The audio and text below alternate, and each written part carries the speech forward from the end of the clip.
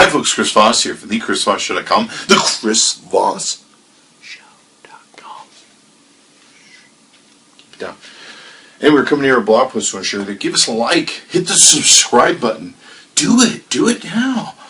And be sure to tell your friends about us, the Chris Voss Show. You can search for all these wonderful phone reviews and comparisons that we do on the ChrisVossShow.com. Where else can you get that? Only on YouTube. So be sure to subscribe. We're going to be reviewing two massive major phones here from AT&T.com. Our good friends, the fastest download upload speeds. Thanks to them for sharing these. AT&T.com. Love their phones. We've got the Samsung Galaxy S4 versus the LG Optimus G. Now this is the AT&T version of the LG Optimus G. One of my favorite phones last year. So we're going to be pitting these two babies against each other. Let's see what happens. Okay, so here we have the Geekbench 2 scores. This is pretty much the definitive benchmarking app that I really like to use and a lot of people use. And this shows us the scores between both these devices. Now, the score on the S4 came in at 3245 versus 2191 on the LG Optimus G. You can see here the breakdown of their integer scores, floating point, memory scores, and stream scores.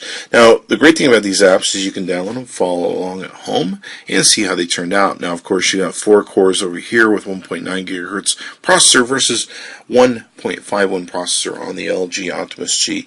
Both are very fast devices though, so they do fairly well. You can see the breakdowns of these. If you want to pause them at home, you certainly can. I don't worry about the totals of any of these different things that we take a look at here, but if that's your thing, and of course you may be comparing with your phone at home, you can take and do that also. Okay, so here we have the scores on both these devices with the new Geekbench 3 app score. We're bringing both to you because they're quite different, so you can take a look at both of them and judge them for what you want to judge them for. So you can see here that with the Geekbench 3, they've done a different setup where they're breaking things into a single core score, where they're measuring the single cores of each device, and then of course giving the multi-scores, both these being 4 core devices. We'll see how these turn out. So 690 is the single core score for the Samsung S4 versus 508 for the single core score on the LG Optimus G. On the Samsung S4, the multi-score is 1852 versus 1632. And of course, naturally, the processor is a little bit faster on the S4.